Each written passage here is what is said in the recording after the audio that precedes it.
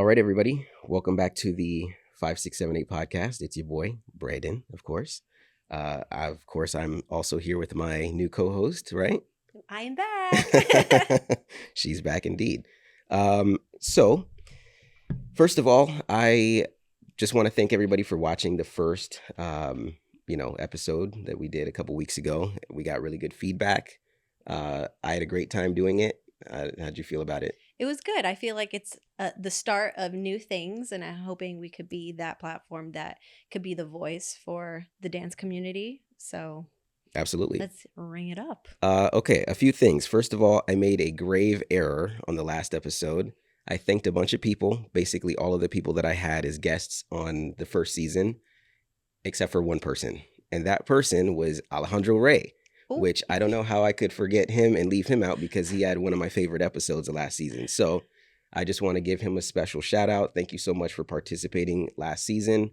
Like I said, one of my favorite episodes. And whenever anybody's like, I've never heard your podcast, can you recommend an episode that, I can listen to first? I always say that one. So thanks again for doing it. And sorry for leaving you out last week. My bad. All right. So that said, let's see some housekeeping here. Oh, follow the Instagram. We have the new Follow Instagram. the gram. Yep. 5678 podcast. Jump on there. We're on there. We're active and responsive. So if you guys have any questions or any comments or anything that you guys want us to talk about, or even ideas of people that we might be able to talk to in the future, please reach out. Please reach out. Absolutely. That said, today is an interesting one. Today is a very interesting one. So for that reason, we're going to do something a little bit different. I brought us shots. So like I said, hopefully you enjoy tequila because we're about to go for it now. All right. Cheers. Happy New Year. Happy New Year. Oh, yeah. We haven't seen each other. So Happy New Year. Merry Christmas. The whole shebang. All the things. Absolutely. This is a little strong. I've got my little water here. It's a little chaser because I'm a weenie. Here we go. Fantastic. You have a heavy hand. It's great. I didn't flinch. It was delicious. Yeah, it was good, but whew, that was it's hot in here. As intense as this interview will be. All right. Mm-hmm. Now that we got that out of the way, hopefully it kicks in soon. Yeah, I'm gonna be like, yeah, we're good. All right. I'm gonna introduce our guest for today. Our guest is a DJ, a very well-known DJ, somebody who has basically been, DJing since I started dancing and is responsible for a lot of people jumping on the dance floor and being like, oh, yes, it's time to go now. Yep. All right. That guest is DJ Soltrix. How you doing, sir? What's up, man? How you doing? Thanks for having me. Happy New Year. Happy New Year. Yeah. Thanks for being on with us. We appreciate you, giving us your time and everything like that, and just sitting in and having this discussion with us. Yeah, not a problem. Before I start asking questions, I just want to explain why I'm doing this interview. Obviously, you're a pretty polarizing figure, especially the last several years. And I'll be honest with you, I was one of these people that, was, I don't want to say a part of the cancel culture, but I kind of fed into it a little bit. Everybody got really upset over some comments and different things that have been said over time. And that sort of led for, I guess, sort of this cancel culture thing to happen where you just haven't really been with us in LA in quite some time, Right. and I fed into that. And I guess the reason that I've decided that I wanted to do this interview was because I had my own sort of situation happen this year. I made some mistakes. I did some things that I probably shouldn't have done, to a much smaller scale, albeit, but it was a scale that still, really made me reflect on people that I thought were close to me, friends and stuff like that, that kind of turned their backs on me, people that sort of dismissed me and almost in a way started not necessarily looking at me as a human being anymore. And I felt like crap over it. I felt like shit over it. And around the time that I was kind of going through this and sort of actually getting closer to God and, starting to I guess, reflect on forgiveness and all this kind of different stuff. You were actually supposed to be in LA for an event, and that event actually got canceled. It got canceled. You were actually supposed to do another podcast, and you were supposed to DJ an event, and it didn't happen. And that didn't happen because there was some outside pressure that came in, and got the venue and the owner of the venue to sort of take a step back, not want to deal with the heat, and that event got canceled. And looking at my own situation, I was just like, that kind of sucks. You know what I mean? Like, I get it. Some of the things that were said and that have been said have been, rough and in some cases maybe even distasteful. But everybody deserves an opportunity and a second chance, right? Like, we're ever evolving human beings, and I think that it's important for us to be able to have open discussions, open dialogues, and be able to communicate with each other, even when our differences in opinions Are are different. are occurring. And So also emphasize in a calm manner, because some people think yeah, just absolutely, having attitude and being rude and bickering, that doesn't help it at all. right, I'm all about having a nice, calm, cool discussion. exactly. And so who's calmer and cooler than you and I? Right. We're the coolest. So here we are. That's why I've decided to do it. I'm certain I'm going to get a lot of comments and a lot of feedback, and I'm letting you guys know I'm completely open to hearing you out. Whether you agree with the fact that I've done this interview or not, hopefully you just listen to it and understand, where we're coming from, where he's coming from, and hopefully we can all learn something together. All right, and move forward in a positive manner. Okay. That's why we're here. Absolutely. So that all said, before we get to all the fireworks, I have to start the interview the same way that I start every interview, which is, how did you find yourself in the bachata community? Uh, Actually, I didn't even know the bachata community existed. So my DJ career kind of goes a bit further back than that. I would say 5 years before I even knew about the dance community. Which before I was doing more local nightclubs here in Tampa and private events like any other DJ. You know what I mean? We all start somewhere. So for me, it was that. My introduction to the community was after I started my business page, LatinRemixes.com. Once I started that page, because I was already doing remixes and Latin edits already, like on the fly. Some of them for my own personal DJ sets. And once the business became successful, that's when it grabbed the attention of a lot of other DJs, and we all networked, and we more producers started to come out of that, and that's kind of how I met a prominent figure in the dance scene who runs Island Touch, is DJ Tigre. He was locally here in Tampa, so he was starting to get into DJ. He's already like into the dance world and all that. He worked with Atacan Alamana. They were here in Tampa as well. I worked at a club called High Park Cafe, and that's where I first, met them. And out of nowhere, I don't know why, like this just happened randomly. We were cool. We would see each other. DJ Tigre would do an opening set, and then I would come on during peak hour and do my thing, rocking the crowd. But it came to when I listened to a salsa version to Coldplay Clocks. I don't know if you guys have heard of it. It's like a Yep. cha-cha-cha, like a down tempo version of Clocks, and I was like, man, that's awesome. And then around the time, Stand By Me, Prince Royce was kind of like, hitting as well. So it was like English bachata, like, so I was like, oh, okay, let me. No one's ever tried to do like a English pop band like as infamous as Coldplay. So I was like, man, let me try to do what they did with the cha-cha version, give it my own little twist, and I got the tools to make it into a bachata, and I made it and I put it up on my website on LatinRemixes.com, and that's where I got the attention of DJ Tigre, and he's like, "Bro, this is so dope," and all this stuff, and that's how it kind of just started from there, because he was sending me videos of his, while he was touring DJing in other countries, of like a bunch of people dancing to it, and I was like, "Oh wow, that's amazing." That's awesome. I've never, for me, like I'm used to playing my like stuff that I've made in small little venues, nightclubs, like local bars here in Tampa. But to see it at a big festival where there's like, hundreds of dancers and they're dancing to something I created, I was like, oh my God, this is so cool.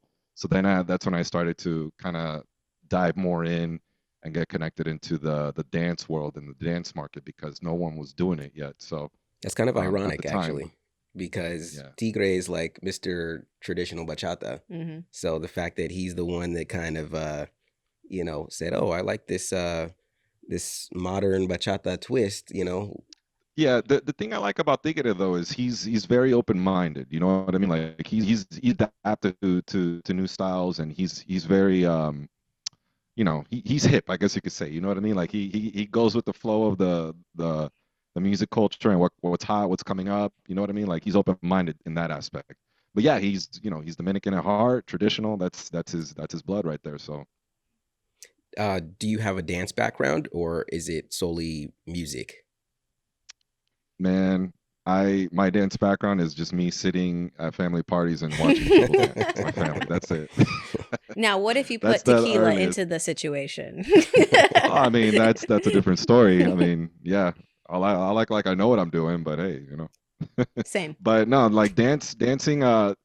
I picked up on a lot as far as bachata goes. Like I didn't know a thing. I was like, man, this is easy to learn. Bachata is like, okay, one, two, back, forth. That's it. Okay, that's awesome. Like it was easy for me to learn than salsa. Salsa was a bit more complicated for me. But as I got more exposed to the dance scene and traveling, and taking a couple lessons here and there for fun, I picked up on some things, and I enjoy it. I'm not as good as you guys, but I can I guess I could say I could defend myself. That's fair. Mm-hmm. That's fair. Yeah. I actually forgot to mention something. I wanted to actually start this interview in a different way, but that's okay. I will just go with it right now. I got to talk about Yeah. the last time I actually saw Soltrix.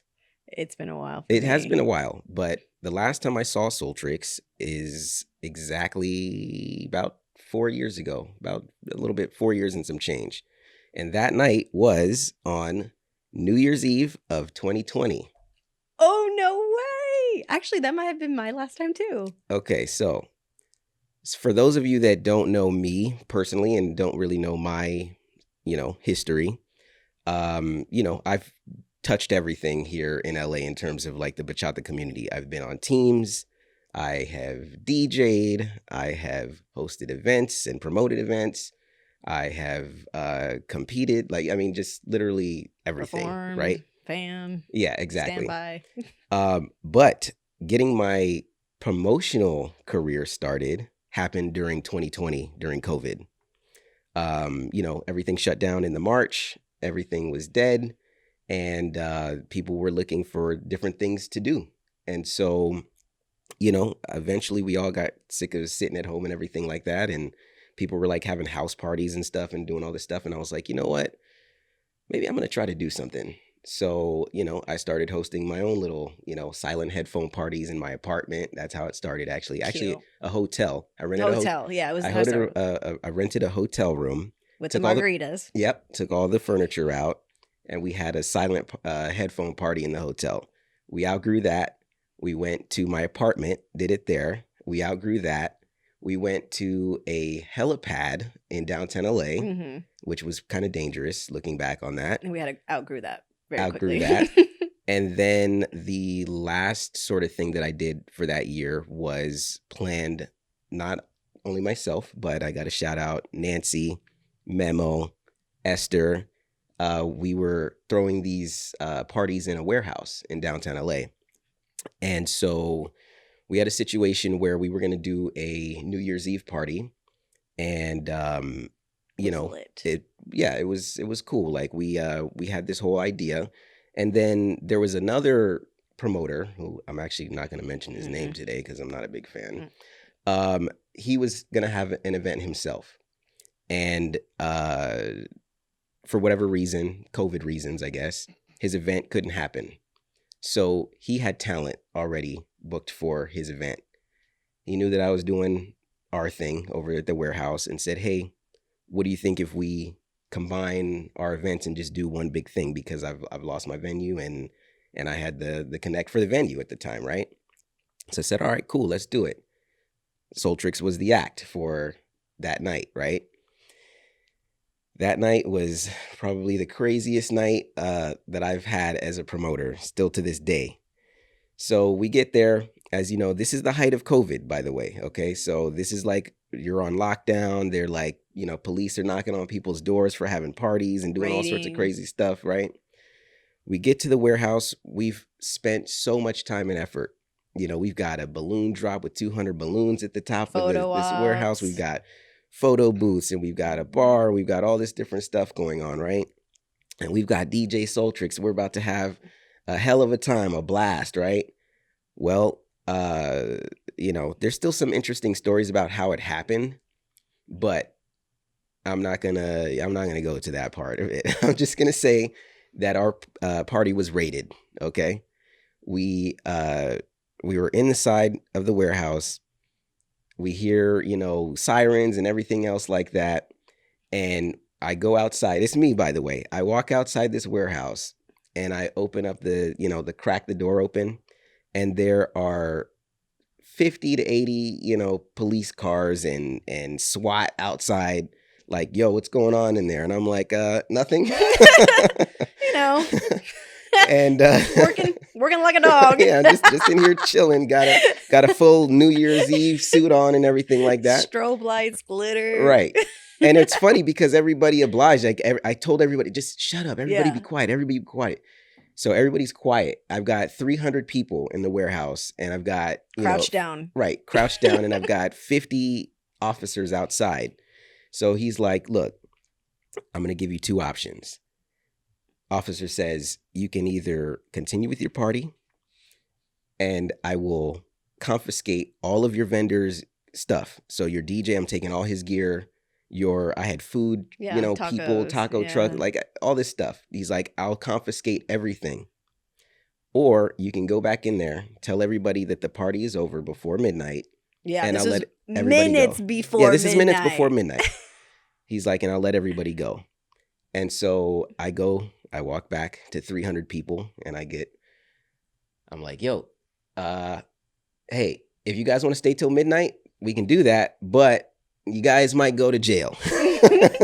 Or we can all leave right now and everybody's going to be fine. Yeah. Well, long story short, everybody, decided to leave. The walk of shame. Walk of shame, and literal walk of shame, because Literally. there were news crews outside. That was the first time I've ever been on Spanish news before. Okay. Telemundo. Telemundo. Right. Telemundo. All right. That's the first time. And, I haven't been on since. But you see me on Telemundo and Univision, Yeah. right? And I think ABC, because I saw right. it on It ABC. was literally There was a like couple. seven. It was like 7 news channels, right? Me like directing people out of the warehouse, and and of course we didn't end up having Soltrix that night. What ended up happening was myself and a couple of others. We ended up pulling the balloon drop, and it dropped over about 5 of us that night. Meanwhile, Soltrix went on to another party, and he ended up, dealing with that night and having a good time, I think, elsewhere, while I was upset in the warehouse. So yeah, I actually remember that night. It was right when I was picked up from the hotel. I remember, I think I was sitting in the car with Zonic, and he received a phone call like, "Oh, hey, something's happening over here." Yep. Mm-hmm. So, and then I waited outside in the car while he walked in, and that's when he told me about the whole situation, and he told me we're gonna move it to another dance studio, like a small dance studio. Yeah. So I was like, oh, okay, well. So that was my first introduction as a promoter, and that was pretty much what launched my career, because after that everybody was like, "Oh, you're the guy that had that raided party, right, at the warehouse." And they put such a bad name to us too. I know, yeah, but they were like, "Yeah, there were so many drugs and guns," and they show us getting escorted out. I was like, "Whoa, whoa, whoa!" Yeah, they like mixed it with, like, how the news does. Yeah, they twisted things. Yeah, there's me in a fur coat, looking like a prostitute, walking out. Yeah. So that was the last time I saw Soltrix, and I just wanted to make sure I said that story because I think it's pretty funny, and I love it. So. That was interesting. Yeah, yeah, but here we are. We've moved on to bigger and better things. We're doing the podcast now, and we're here talking 4 years later, and I'm glad that we are. Okay, so getting back to what we were sort of talking about, um, I just want to ask you a little bit about maybe like your inspiration. I know that you sort of talked about that initial inspiration by hearing that Prince Royce track, but what allowed you to say like, all right, you know what, this is a genre and sort of something that I can like take and run with, and I think other people are going to enjoy this as well, because it's one thing to just do something once, but it's another thing to like make a conscious effort to like say, all right, we're going to like just redo this whole thing right now. And if you could add like I think a time frame too, because I know there's other people that are probably wanting to start their career, and a lot of times they just think it happens overnight. So if you could just include duration, Absolutely. Yeah, because I hard work mean, definitely pays off. absolutely, 100%. For me, it was man, the inspiration I had to come up with it. I mean, I already had inspiration becoming a DJ. I just didn't expect my career to go this down this avenue because I was more focused on, even though Latin music DJing was making me money, is making me income consistently. So I was just rolling with that. But I my love is always house music, dance music, deep house, all that stuff, EDM. Like that's kind of like my main inspiration, I guess you could say, as far as being a DJ goes. But the inspiration that went going down this avenue was being able to take those house music songs and remix them into something that I see that there's a market for it. So I was like, okay, it's not exactly what I was trying to get into, but it's kind of similar because I'm taking those house music tracks and converting it into bachata and giving it, something unique that nobody is doing. At the end of the day, in the music industry, originality is what helps you succeed. If you have your own sound, your own vibe, that's what's going to help you catapult into success because you're a unique uh, creature creating something that no one else is doing. Even people that try to copy you are going to try to copy you, but they're not going to have that how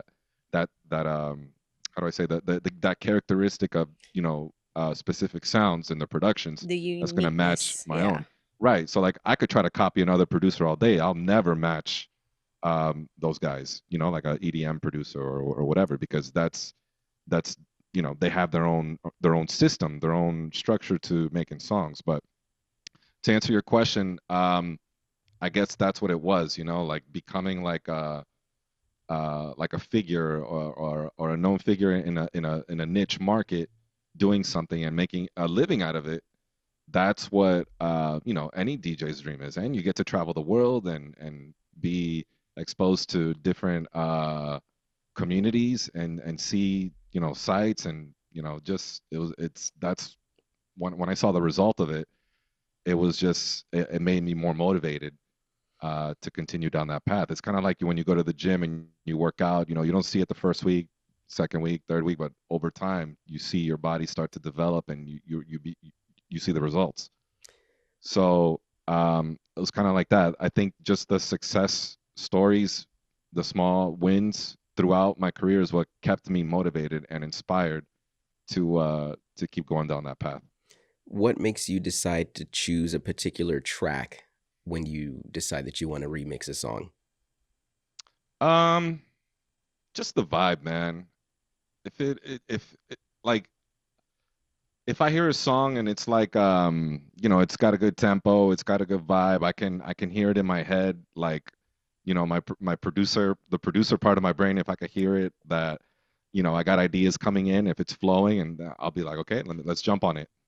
Um, I've also had ideas that I couldn't complete it because it wasn't flowing. You know what I mean? Like for me, I have so many unfinished projects because I was like, man, this ain't working out. I mean, I'm forcing it, rather than it happening naturally. Like the stuff that's released now, like most of it is like naturally. It naturally occurred in the studio. Everything flowed. I was able to make the arrangements and everything worked out well. There's other projects that are just, in the graveyard, I call it, that are just, I haven't I haven't touched it, and I'm not gonna force it. You know what I mean? Like for me, it's like you can't force art. At least that's gonna sound good and motivational for you. You know what I mean? Like it's gotta be it's a project that you're working on, and if it's not flowing, it's just start again, start over, or pick a different song. Or not right now, I feel like. Yeah, yeah, yeah. You Because can always come back sometimes, to it later. exactly, like sometimes it's Yeah, just not developed, or sometimes even the audience isn't ready for it yet. I feel like there's certain art or movement or style or taste that could be released, but it's like, yeah, like aliens. They exactly. exist. We're just not ready for it. We don't have the Oh. mental capacity, to like handle it. So, but I feel like that's the beauty of Right. art. Um, so you say you have stuff in the graveyard. So that's just, you said that art that's just went dead, or are there like stuff that you're like, like maybe a little bit shy It's about, like no, it's releasing? no, no. I'm zero shyness here when it comes to that. If anything, I'm safely like admitting like I got projects that just failed on me. I'm like even done guitars and everything that I'm just like, man, I don't like this. I've even showed a couple to people, and they like it. They love it. They're like saying, I don't know if they're like BSing me just to say like, hey, yeah, good job, but like if I'm not feeling it, I don't know. But I've also heard stories from musicians, producers, artists that they didn't really care about the song, and then they just released it on their album for whatever reason, and then it turned out into a banger, like a hot track. So maybe it's just me as a producer just kind of like psyching myself out into not releasing something that could actually work. Yeah, that's why I asked, because like we are all our own worst critics, and I just Absolutely. have a lot Yes. of it is for me personally as a dancer, and like choreography pieces that I thought about or have done and I don't want to release, just because for me it's so personal and I don't Yeah. want opinions of others to dampen that. And it's just me getting in my own head. But I just feel like in general, art is art and there is no right or wrong, and it just needs to be shared. And you can like it or you cannot, but that's it. Absolutely. Yeah, that's true. And art is, in a way, just a freedom of expression. I don't think there should be a limit to art. And I know we're going to be talking about this pretty soon, but that's why I think there's a lot of close-minded people in the dance community that aren't receptive to the bachata remixes and stuff that are coming out, versus, playing the traditional stuff. I think everything should be balanced, and structured in a way as a DJ playing to a crowd, obviously. But if you have a dance floor full of people that are, you know, crowding up and dancing to the remixes, why not cater to that? Like play a little bit more, not the whole night, but like play a little bit more of it. I'm glad that you brought that up because Easy segue, easy segue. well, not where I'm going. I don't think I'm going where you think I'm going yet. Oh, okay, gotcha, gotcha. It's probably You last. you made it to the top by sort of helping to usher in the sensual bachata, era, right? Do you think that you have done some sort of a disservice to the Dominican, traditional bachata community by, doing that? You've I don't think popularized it. so. No? No, because did Aventura do a disservice for combining R&B and English lyrics? Fair. It's That's a kind of the whole same thing. different The thing thing. is my sound is a little bit, it's a little more futuristic. You know what I mean? Like I incorporate like deep house, electronic stuff to it. So it's a little bit more, maybe people won't be on the mainstream market. I don't think people be as receptive to it, but who knows over time. Have you ever But considered doing a remix to a traditional type song? Because I mean, I'm not saying like traditional in terms of something that was made 20 years ago, but there are yeah, artists that are releasing music that is more traditional based. Have you ever thought about maybe, working on a project like that? like a traditional bachata project. Yeah, Um, Not really. Because I think there's already artists that are doing that already. Like like I said previously, like I try to stick to things that no one's doing. You know what I mean? I try to stick to my unique sound and just go with that. And I go with what's worked for me. Like, yeah, I could do a traditional track, but there's less work involved from me as a producer to produce that track because a lot of it is more live instruments, live guitars, live, there's actual, real live instruments being recorded versus what I do is I sample, resample, do stuff on the keyboard, add synthesizers, like music production type stuff for like, like what house music producers would do is what I'm doing to on top of bachata. How many But it instruments do you do, or do you know or me master? Yeah, piano, that's it. piano. Yeah.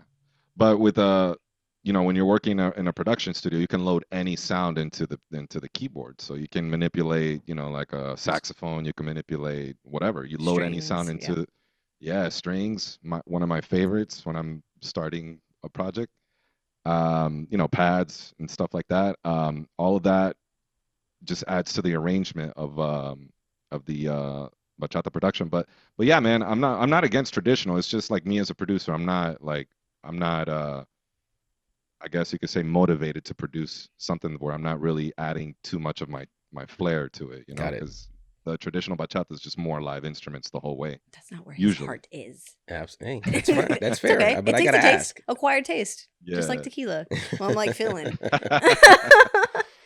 I gotta ask you: are there any other artists that you appreciate? Sort of what they do. I know you said you talked about kind of what you do, but is there somebody else out there that's doing something that you're like, that ain't what I do, but I really like what they do?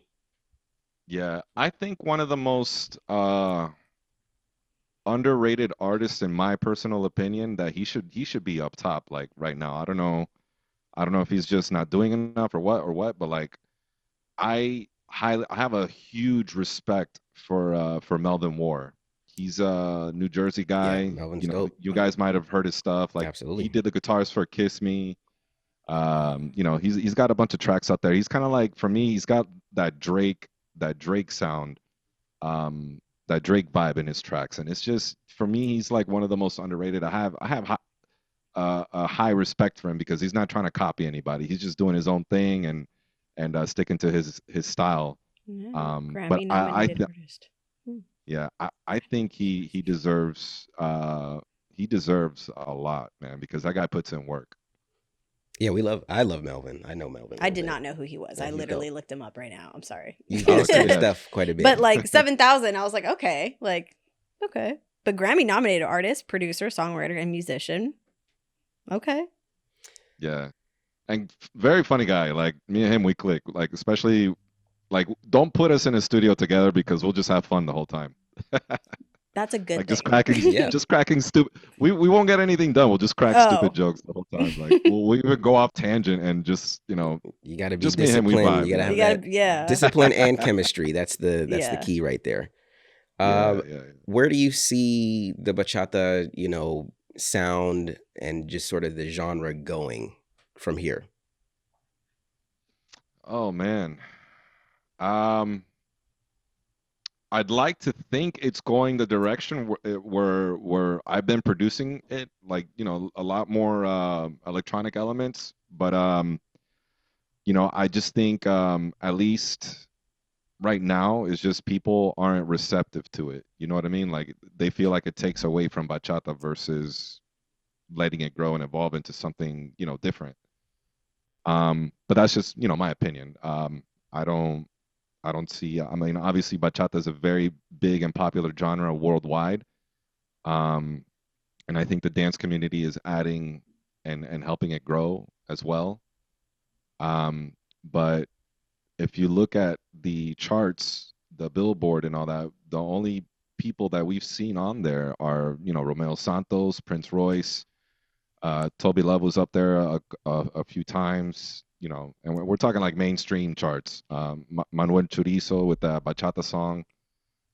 There's just not. I don't know if people aren't receptive to it on the mainstream market, like on the radio listeners and whatnot. But yeah, what's definitely motivating artists and even myself was discovering the dance community because there's festivals and a lot supporting this music genre. Um, but where I see it, man, it's difficult to tell. I really don't know. I could give you an honest I answer do and say I agree. don't know. I feel like fusion like bachata is not digested well. Like it's definitely new and something that's evolving, and we've talked about this before in a less episode. It's going to be ever growing. There's going to be different branches that grow, and of Right. course we can't forget our roots and where it all come from, and we have to be good and educate ourselves and others about it. But I just because me personally with my background, I appreciate the fusion, but it is hard to do and is something that's going to be constantly growing and evolving. So, Yeah, it's kind of because I've seen criticisms online on the way people dance, like sensual and doing all these acrobatic moves. Um, and I see the criticisms and whatnot, and it's kind of the same criticisms that they receive. I'm getting it too from a musical perspective. I get that's not real bachata. That's what is that? Da da da da da. Like, so it goes hand in hand. I think my music and the sensual bachata dance. As diverse as the dance community is, the musical genre is, I should say, the dance community is just as diverse. And so now we're going to get into some of the more difficult topics that we have planned for today. So, what I didn't cover in the reason why I haven't seen Soltrix in the last 4 or 5 years or so is because a lot has transpired since then. Um, the climate has changed, not just in the bachata community, but just in the world in general. There's been a lot of things that have gone on. We're in war and just there's a lot of worldly things happening.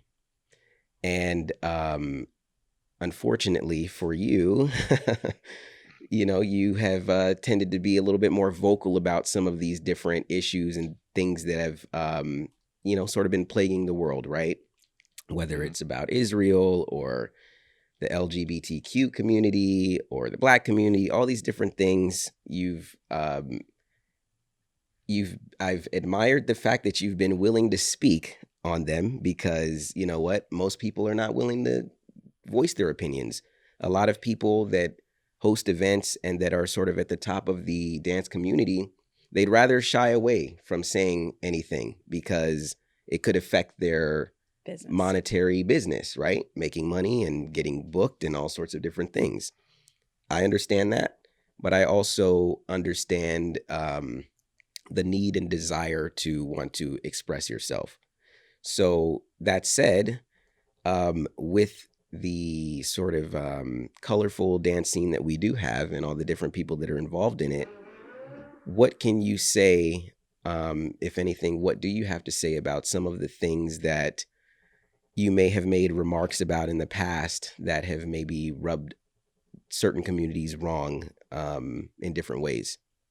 Yeah, absolutely. So I did release a video about this. Basically, I admitted that the way that I said some of the things I said in the past were wrong. They were very aggressive, very you know, I was basically in defensive mode because I mean, you say you were exposed to it, but like I'm not used to like people attacking me left and right, reposting, doing all this stuff, doing investigative work on me, and going back to 2010 and reposting stuff that was like back in the past that I even forgot about, and trying to make it look like I said that in the present. But all of that kind of like weighed heavy on me, and I just in my personality, at least back then, was I was very defensive. You know what I mean? So whether someone agreed or disagreed with me, like I just I guess you could say I lost my cool, and I said some things that you know that kind of pissed me off because you know what people were commenting and telling me was oh, they're going to talk to me like that, I'm going to talk back to them like that. So it was kind of like a do me wrong, I'm going to do you wrong, which is obviously two wrongs don't make a right now that I look back on it. Why would you But say that sort of engaged in the first place? Some people would say, like, why yeah, I even could go speak? there. Yeah. Yeah, so first of all, I was never a political person. I think that the COVID lockdown situation kind of had us all glued to the news and paying attention every day, and I just kind of got sucked into it, and I even after COVID started to like kind of fade away, after a few couple years or 2 years actually, because what happened transpired in 2022. Um, I uh, I started to see these articles about the cultural issues, and in particular, like the LGBTQ issues that were starting to come up, how they were allowing drag queens into classrooms and being exposing children to sexuality, stuff like this, and even pride parades and stuff like that. So that for me, I was like, what the hell's going on with the world? So I started to lose my cool when all this stuff, I felt like it was started to being forced on the public, like the pronoun changing and all this stuff, like you have to announce your pronouns. Like honestly, like even till this day, I think that's stupid. I mean, I can clearly see, you're a man, she's a woman. I I don't have to address you as anything else but that, because he is a man, she is a woman.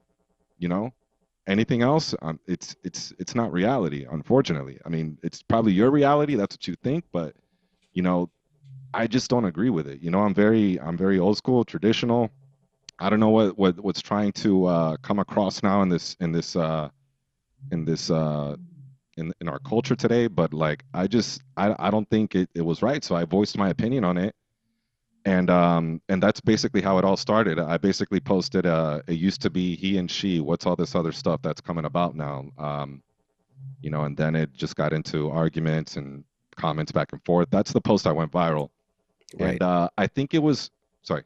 we- Yeah, no, No, go and ahead. that Oh, post specifically was when, like that July, you yeah, posted July it. 2022. Yeah, and I'll admit, I was still like, I wasn't in the best mental headspace at that time, because I just lost my father 2 years before that, and I was still, it was still, it was aggravating me a little bit, So I lost my cool in a lot of the arguments, and I think it was also a pride thing too, because I fed so much of my time and effort into this community that they're willing to just push you to the side because you don't agree with their views or whatever, and get canceled and all this stuff. So, it Going into after it, I that, mean, you knew that you were probably, yeah, poking the beehive a absolutely little bit, right? So right. But why? I didn't care. Yeah, I didn't care. Yeah, I really didn't, like, because all these people are voicing their opinions online about stuff every day, things I don't agree with, and then the second I decide to do it, okay, you guys want to come at me now. So I was like, all right, let's go. So So you were talking in an expression of anger because you were going through things and stuff, right. and you were speaking out of anger. So the words that you were saying, were you understanding the harm that you have may put to others, or the implications that you were saying were actually affecting others, or you were just kind of very blinded by the anger with the I things that think you're going through? I think it was a little combination of both. I was angry. Um, but again, I think that was like more of a pride thing, which is something that I've learned to let go, because a lot of people, pride is like the main thing that that's I guess you could say, honored and worshipped, pride. And I think that's what it was. It was just pride versus pride. And it's something that I look back on today and I'm like, man, what the hell why was I even getting involved in this stuff? Like I should have just respectfully like just exited and not debated any of these people, because I mean, unfortunately back, they go after you once you're in their target.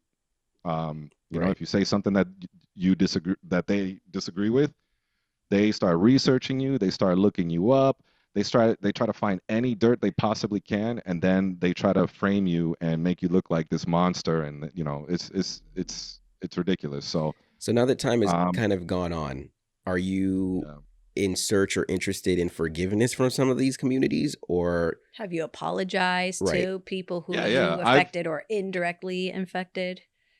I've apologized for the way I've said it. I still hold my beliefs, and that's not going to change. Just like I'm not trying to force anyone to change their own beliefs. If they believe what they want to believe, that's fine. But I have my beliefs too, and I have the freedom to express those beliefs just like they can. What have you done, if anything, to sort of start to repair some of the damage with some of the different communities that you may have offended? I think all I've done, I made that video. First of all, that was for them because I wanted people to understand why that LA gig was canceled, and all this the screenshots that they were reposting and this and that. Like, I understand it looks bad in up front, but like you don't know. Like those some of those screenshots were from 2010, 2008. Like people dig that far back to find dirt on me from stuff that happened 12, 10 years ago. This happens in cancel culture with celebrities. They'll go back to like videos from 1995 or whatever. Look what this guy did. Ha ha ha. Let's cancel him. Like but what I'm doing now is just I'm just focused on myself. I'm going to continue to do what I love to do, which is music. Whether I get booked or not, that's up to you or up to them, sorry, the people that decided to cancel me. That's I can't control that. And that's one thing I've learned. I cannot put my focus and my attention into something that I cannot control. I If people don't want to actually, book, I actually disagree a little bit with that, and where I'm going with that is, okay. do you think that you've done enough to sort of make inroads with some of these communities by, whether it's having a discussion, like, have you really sat down and really tried to have a one-on-one dialogue or even a group dialogue with anybody that um, has an opposing thought of you? Well, we try to do that and look what happened. Fair enough. Yeah. So the thing is like this is it right here. Like, and I want you guys to understand this. It's you either agree with me or you're blocked or you're canceled. Blocked, canceled. That's how it is That's how it is. There's nowadays. there's no there's no open discussion. Like you and I we're having an open discussion right now, and whether you agree or whatever with my opinions, like we're still able to have dialogue. We're still able to talk. You know what Right. I mean? And we're cool about this. Like I just there's like I said, I'm not focused on things that I cannot control. If they want to cancel, they want to do this, they want to do that, and shut me down. Okay, go for it. I'm still gonna focus on me. I'm not gonna let the world or anyone else or let their opinions define who I am. And that's part of the thing that I've learned about myself is who gives a I can curse here. Yes, absolutely. Who gives a who get who gives a shit? Who gives a shit about what people think about you? Like, just focus on you, and that's it. Because at the end of the day, none of these people pay my bills. None of these people are involved in my life. No one. Well, there were a couple people. Not one person wrote to me and said, "Hey, Soltrix, are you okay? Like, what's going on? I noticed all these posts. Like, what's going on? Are you all right?" No, they go straight to attacking. And I um, was going through issues at the time, so that's why a lot of what I said was, aggressive, and I had a prideful heart, like I said, and I just lost my cool. have your views evolved since the post?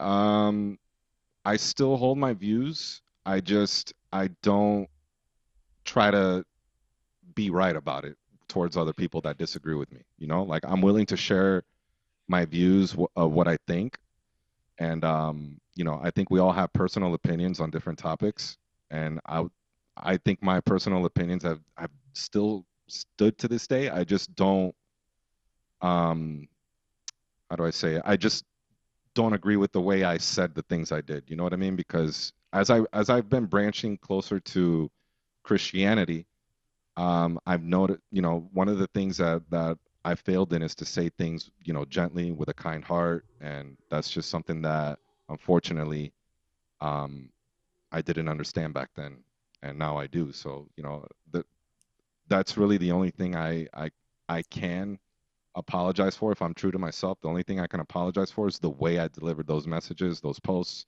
and everything I've said. just the way, like the aggressive way that I voiced my opinions. How has some of But this affected you, I guess, professionally? Because I mean, just from the LA scene, I can talk about the LA scene, right? yeah, Soltrix yeah, used to be at Like, Stevens once a month. yeah. Like a lot of people don't realize how often you were actually here. You were here a lot. And to go yeah. from you being here once a month to you me haven't seen you in person in 4 years, that's obviously quite a change. So how has it affected you overall? That's one example, but give me some other examples of how you have been affected, and if perhaps maybe you have some regrets about how everything went down because of how it has affected you. No, I mean, even though I am apologetic, I choose not to regret anything. I think everything in life has a purpose. Maybe this needed to happen for me to go down a certain path that's going to lead to self-improvement or maybe another career opportunity. I choose not to, like, victimize myself or anything like that. You know what I mean? Like I choose to move forward and find a new path and go that way. You know what I mean? Like I'm not the type of guy that just gives up or stands down or none of that. I don't feel sorry for myself. But yeah, I have, done things that are regrettable, but at the same time, I know that if I had not done those things, I would not be going down this path that I'm in today. So I think it's kind And of you like said that a was like pushing you toward more Christianity. That's kind of what sparked it, or were you already kind of in that's that belief I was in the prior? belief. Yeah, I was in the belief, and I still am today. And by all means, I'm not like a perfect Christian or anything like that, but um, I am growing in it. You know what I mean? Like I am trying to put my focus on God. And I think everything in life begins with spirituality. You know what I mean? Because once your spirit is in check, everything else just flows. Like mentally, physically, you make the right choices, and your demeanor changes as well. So, I feel you on um, that because I'm having a similar experience myself right now. So I'm with yeah, you on that one. yeah. Like, that's why it was surprising to me. Just to go a little off topic, that people are, saying this new year I'm gonna lose weight, this and that, get myself in check. I'm gonna drop all these pounds. I'm gonna get financially right, all this stuff. But like in reality, it's your spirit, that your core, like that's what needs to be in check. Because once that's in check, everything else becomes easier to fix. So that's why I anything that destroys my spirit, I choose to eliminate it. So like all these negative comments that have happened throughout the years, that it's actually helped me grow and develop an emotional, mental resistance type of thing where I just don't care what people say anymore or what they think of me. Like I just, yeah, I said what I said in the past. I'm sorry for the way I said it, but I'm not going to apologize for my beliefs or what I think. You know There what I were mean? Like some that's there were some general, obviously, like comments and stuff that were made online from, I mean, all sorts of people. But there were yeah. certain people that were louder than others. Have you had hmm any dialogue with any of those people that were specifically coming after you and made more waves than, the average, you know, um, mid-level dancer that doesn't have necessarily quite as big of a following? So one of the things that I said when I was going to DJ at, the last LA gig was I told them to invite anyone they wanted to the podcast and we could have a discussion. Whoever wants to talk, it could be anyone. And the result of that was, okay, it's canceled because of all the pushback and all this stuff that's happened. So we can't even have dialogue. Am I willing to talk with people that have, had a louder voice and said things about me and, try to defame me and all this stuff and, make me look like a monster? Sure, I'm willing to talk to them. Do I care what they think of me? No, but like we can have a discussion and go from there. But I just choose to put my effort and my attention into the things that matter and that I have control over. I don't have control over what people think of me anymore. I don't. Are you aware or have taken the necessary, or not necessary, are you aware of, have you taken the steps to educate yourself or look into transgender issues or the LGBTQ community at all? Or that's just kind of your belief and you just left it at that? So can I counter question that? You can, you can. Okay, yeah. All right. So what is it that I need to be educated on as far as that community goes? I would just say, like, I guess from their point of view, you know, because they always say there's the right, the wrong, like their story, your story, and then the truth. So I guess it's just more just getting your perception on their side and how their beliefs or how they live or their story. Right. I mean, I hope I don't want to say this the wrong way. I just I Say feel it like, your way. Yeah, say it your way. There's no okay. right or wrong answer, and we're just All we right. want to make sure that the questions are being asked of what I know other people are thinking or saying. So there's Yeah. definitely no Okay. wrong answer in this. Right. I I think that these people suffer from gender dysphoria. I think they have mental issues. I think that, I feel sorry for them. I wish it wasn't like that. I don't know I can't imagine what it would be like to live in a different person's body or a different gender or whatever. But, I think they have mental issues. And that's, me being quite honest. And I'm not trying to say that in a degrading way. I just think, we all have our battles and face our own uh issues in life, but like this one is just something that I think these people need help versus affirmation. You know what I mean? It's like you know, it's like if I'm fat and I go to the doctor, they're not gonna tell me you gotta improve your diet by eating more cheeseburgers. They're affirming the overweightness. And it's a health issue. You know what I mean? Like I think the same thing applies to to gender dysphoria, transgenderism. I just think these people need help. I mean, and part of me, like now, I feel sorry for them. I don't know what it means to feel that way. I just think they deserve a better life, a life to accept themselves for who they were made to be, who God made them to be.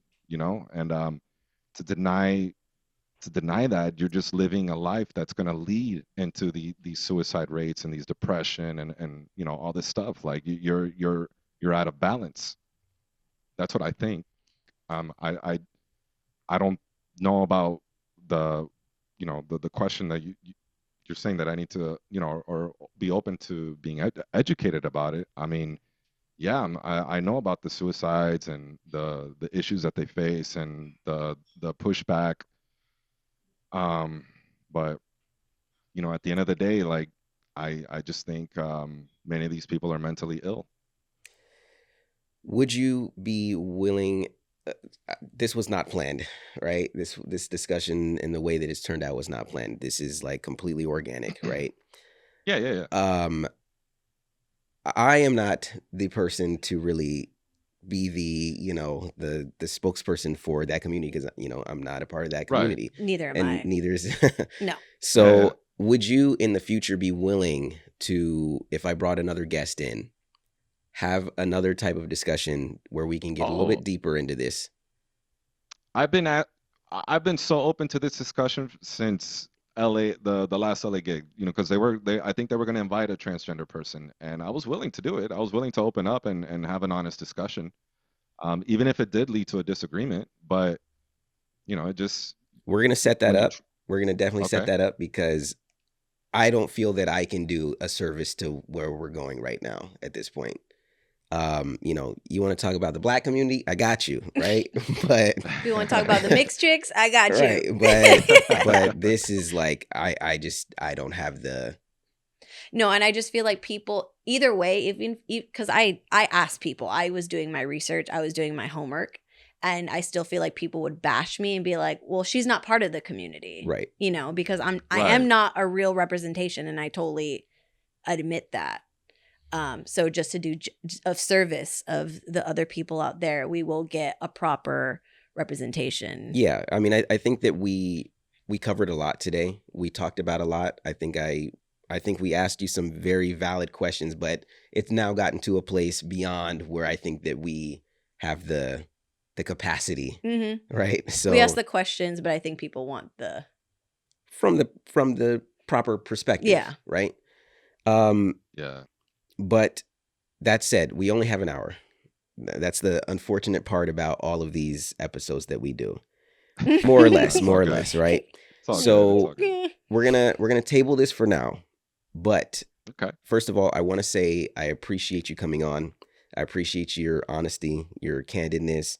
I appreciate you giving us your history as well. Because, part of why I wanted to do this as well is sometimes we get so, certain people get so big in the bachata community or, any community for that matter, that people stop looking at them as human beings. And they just, these people become caricatures of themselves, right? And I feel a little bit, though, as if that has kind of happened for you. And so I just wanted you to have an opportunity to bring yourself back to allow yourself to be a human again and allow people to just hear an actual discussion, not where you're just going on your own, video and just kind of almost, I don't want to say reading a statement, but sort of, just reading or just sort of giving your own personal perspective completely unchecked and unlooked at from another perspective. So, I just wanted to give you that opportunity. I, appreciate you for coming on, but we are definitely going to just call this part one of what will definitely have a second part because it's now just gotten too interesting. Okay. Yeah. All right. So I'm down, man. Good. Thank you for your time. Thank you so much. I Oh, appreciate thank you. it. I appreciate you guys for having me. Thank you. And yeah, whenever you guys want to set up part two, just let me know. We're going to do it. All right. Thank you so much. We'll talk to you soon. All right. Thank you. Thank you guys for joining us this week on the 5678 podcast. Again, as you can see, this one is, going to be continued, I guess, is the best way to put it. So anything to say before we cut out? Thank you for listening. Thank you for coming in with an open mind. And we hope to see you in part two. And by the way, for part two, since we all know that that's going to happen now, please reach out. And it doesn't have to just be from the LGBTQ community, because I know that there are other things that we didn't really touch upon and that we didn't really discuss. But I know that there are other things that people would love to talk about. So hit us up. Let us know.